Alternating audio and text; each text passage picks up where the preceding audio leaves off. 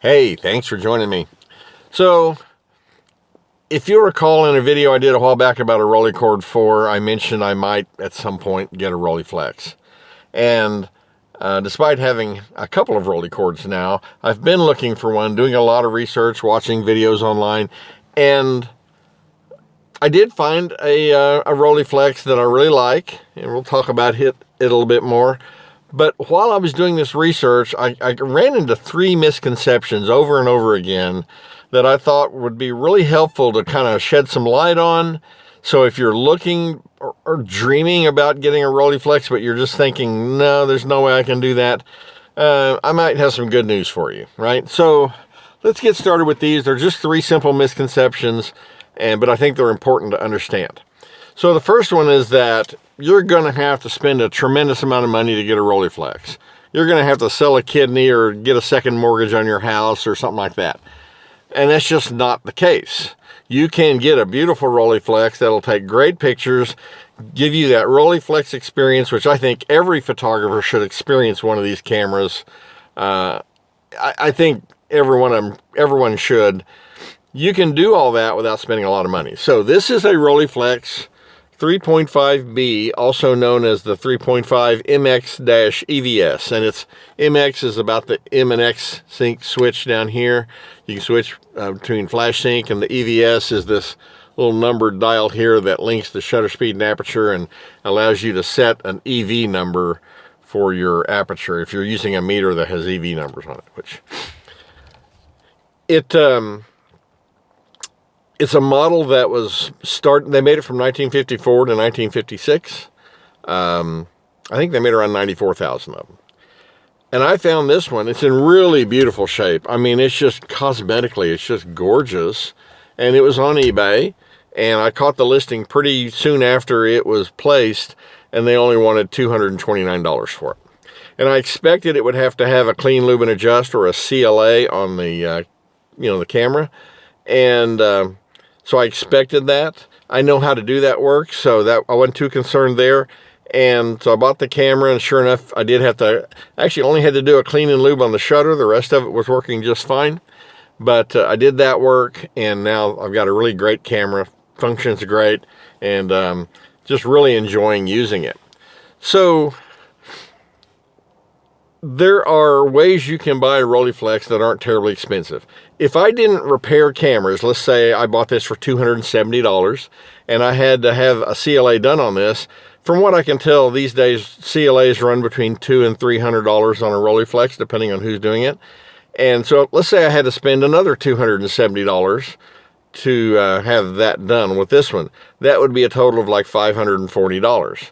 Which I think that amount of money for a Rolleiflex medium format camera in good shape with a fresh CLA, I think $540 or, say around $600 is a reasonable amount of money to buy a Rolleiflex. I mean, it's a great camera. So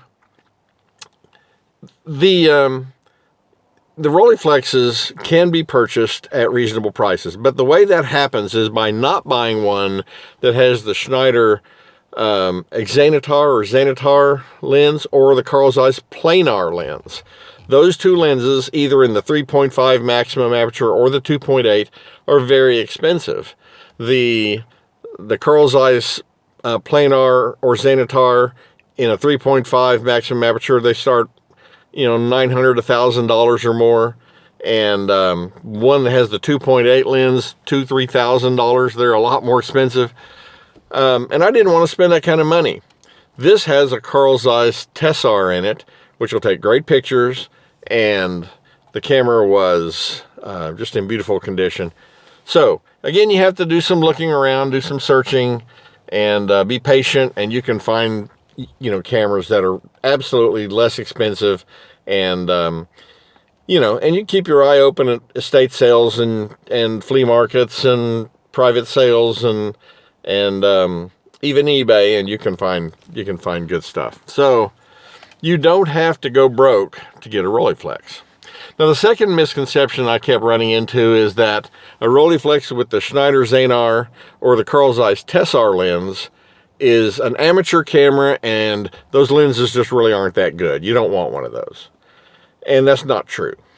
The Carl Zeiss Planar and the Schneider Xanatar are excellent lenses, but the lens that this has, the Carl Zeiss Tessar, any of the Tessar versions, or the Schneider Xanar, which is a Tessar copy, will take excellent pictures. In fact, there's a lot of famous photographers that used them. So Lee Miller, who took all those World War II pictures with a Rolleiflex, that's what she had, was a Tessar.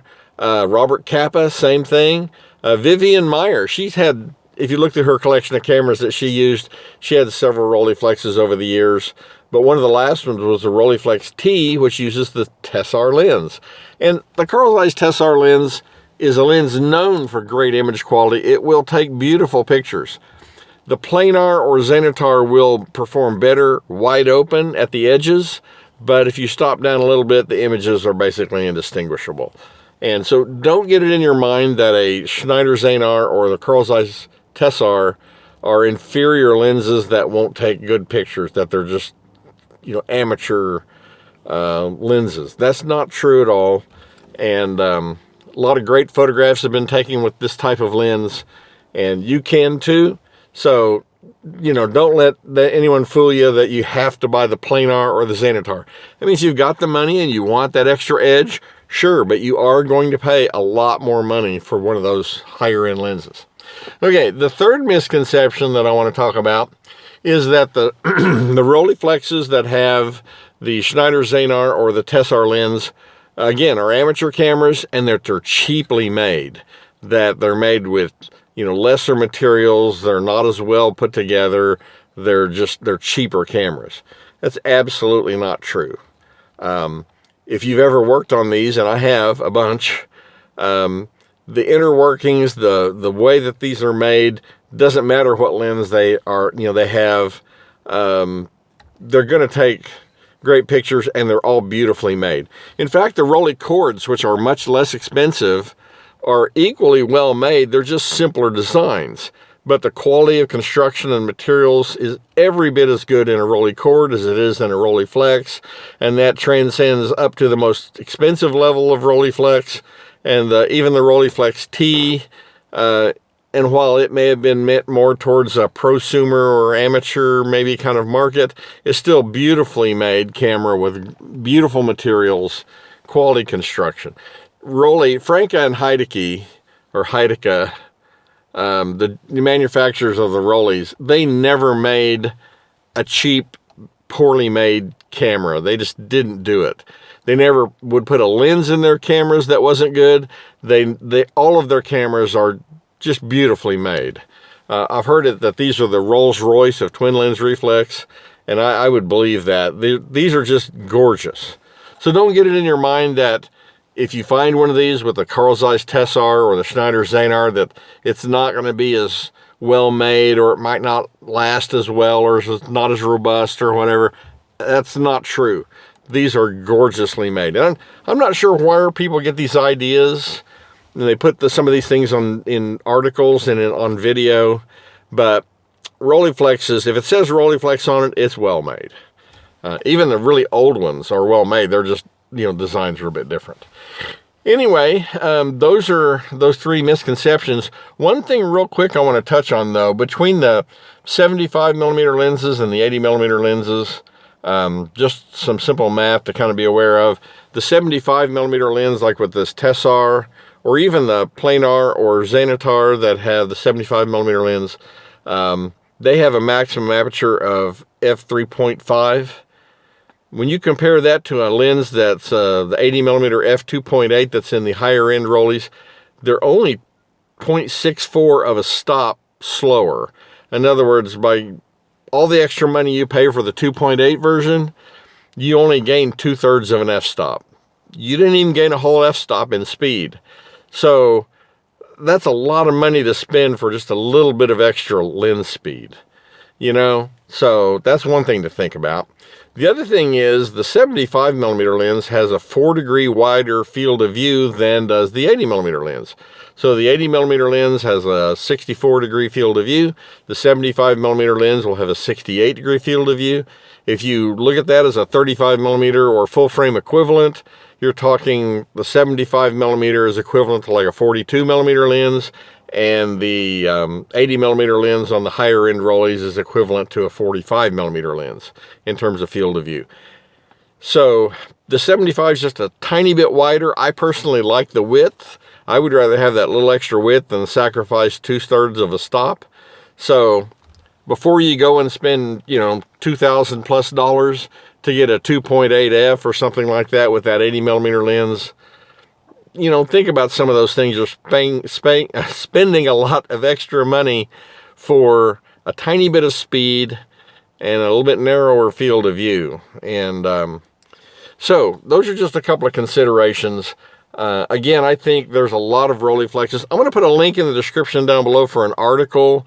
It's a website that lists all the models by serial number, both pre-war and post-war, World War II, and it gives you some, you know, what all the different features are based on the model, and you can identify them by serial number. So if you're doing some research online, you can quickly see a couple things to keep in mind. If it's pre-war or made immediately after World War II, the lenses were not coated. And if you look at one of these online, some of the Tessars will have a red T. Some of them that like this that just say Carl Zeiss on them won't have the red T, but you can see the blue cast in the lens. You can see that bluish purple reflection. The Schneiders have a red triangle if they're coated, but again, some of the later Schneiders, they quit putting the red triangle on, but you can always tell by the coating. And if it's made after about probably 52 or 3, it's probably going to have coated lenses. But there's some ways you can tell. But the real thing, if you're looking at pictures, you should expect to see that kind of bluish purple reflection coming off the glass. If it looks like just kind of clear, you know, like you're looking through a drinking glass or something, there's no color to it, then it might not be coated. Now, it'll still take great pictures. It'll just have a little less contrast, and it makes the need of a lens hood a little bit more important. But anyway, I'll put that article, I'll link it below in case you want to do some research. But if you're looking for a Rolleiflex, the 3.5B or the MX EVS, I think is a really good place to start, because that's kind of where the controls kind of got modernized, and it's got, you know, a lot of the features that you would see on some of the older Rolleis, like the bigger focusing knob, where the earlier ones have a smaller knob.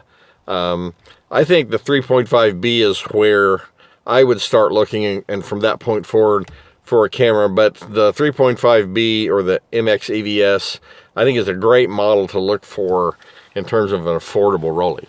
Anyway, I hope some of that was helpful. If you have any thoughts or questions, please don't hesitate to leave me a comment. I always love hearing from you. And as always, thanks for watching.